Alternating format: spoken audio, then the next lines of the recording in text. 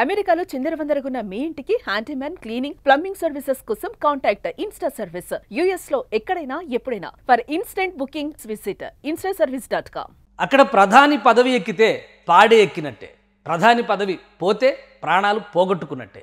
దేశం కోసం, జనం కోసం నడిపించేదే రాజకీయం. ఆ రెంటిని నట్టేట ముంచేదే పాక్ ప్రజాస్వామ్యం. మతం పేరిట నీతి పన్నాలు చెప్పే పాకిస్తాన్ మార్చే ఊసరవల్లి రంగుల్లో ఆఖరి వ్యూహం భారత ద్వేషం. దానికి మూల్యం సొంత దేశమే చీకొట్టడం.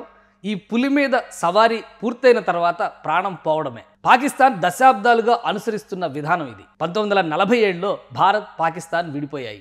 భారత్ ప్రజాస్వామ్యం రోజు రోజుకి బలోపేతమై అమేయ శక్తిగా నిలబడింది. కానీ పాకిస్తాన్లో అధికార దాహం, విద్వేష రాజకీయం, ఆర్మీ ఆధిపత్యం అరాచకత్వంలోకి నడిచింది. అది ఎంతగా అంటే అక్కడ ప్రధాని పదవి చేపట్టినవాడు కోరి చావుని కొని తెచ్చుకున్నట్టే.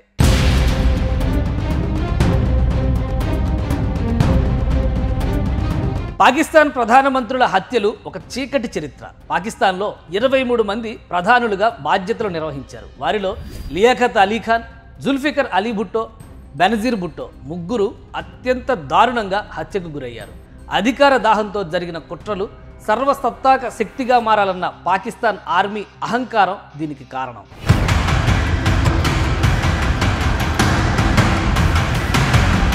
(1951) రావల్పిండిలో రాజకీయ సభలో ప్రధాని లియాఖత్ అలీ ఖాన్ని కాల్చి చంపారు. ఈ హత్యకు కారణాలని వెలికి తీసే ఆసక్తి కూడా పాకిస్తాన్ పాలకులకి లేకుండా పోయింది. దీనికి కారణం హత్య వెనక ఆర్మీ కుట్ర ఉందనే వాదన.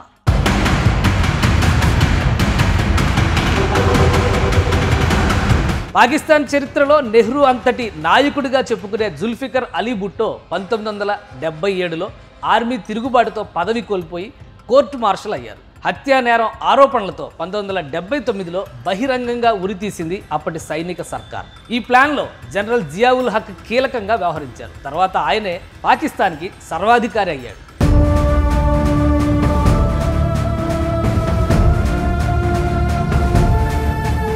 స్వాతంత్ర్యం పొందాక ఎక్కువ కాలం ఆర్మీ గుప్పిట్లోనే ఉన్న పాకిస్తాన్ 1990వ దశకంలో కాస్తంత ప్రజాస్వామ్య రాజకీయాల్ని రుచి చూసింది.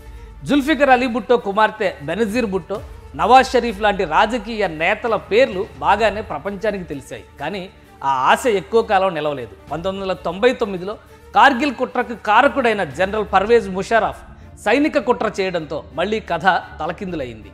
నాయకులంతా దేశాంతరం పోయారు. చివరికి బెనజీర్ భుట్టో 2007 ఎన్నికల ప్రచార సభలో బాంబు దాడిలో హతమయ్యారు. ఈ హత్యని తాలిబాన్కి ఆపాదించారు. కానీ ఐఎస్ఐ, ఆర్మీ ప్రమేయం ఉందనే ఆరోపణలు బలంగా ఉన్నాయి. ఇక నవాజ్ షరీఫ్పై కేసులు పెట్టి చుక్కలు చూపించారు.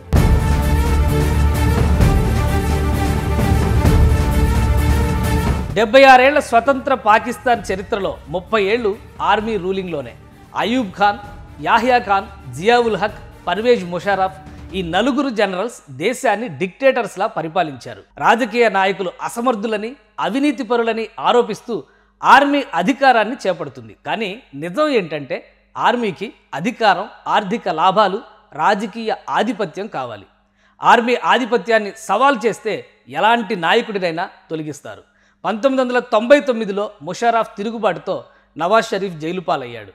2022లో ప్రధాని ఇమ్రాన్ ఖాన్ ఆర్మీతో విభేదాలతోనే పదవి కోల్పోయి 2023 నుంచి అవినీతి ఆరోపణలతో ఇప్పటికీ జైల్లోనే మగ్గుతున్నాడు. కాంప్రమైజ్ అయితే ఓకే, లేదంటే దేశాంతర వాసమో మరణదండనో ఖాయం. అందుకే అక్కడ ప్రధాని పీఠం అంటే బలిపీఠం. పాక్ ప్రజలు నిరుద్యోగం, ఆకలి బాధలు, ఆర్థిక సమస్యలతో మగ్గినప్పుడు భారత ద్వేషం, కాశ్మీర్ వాదం తీసుకొచ్చి భావోద్వేగం రెచ్చగొట్టడం అక్కడ సహజం.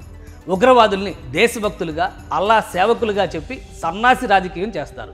భారత్ చేతిలో చావు దెబ్బ తిని 1971లో కాళ్ళకి మొక్కి మరీ 93,000 మంది పాక్ సైనికులు లొంగిపోయినా నయవంచనకు బలయ్యామని, దేశాన్ని 2 ముక్కలుగా చీల్చారని మరింత ద్వేషాన్ని నూరిపోస్తారు.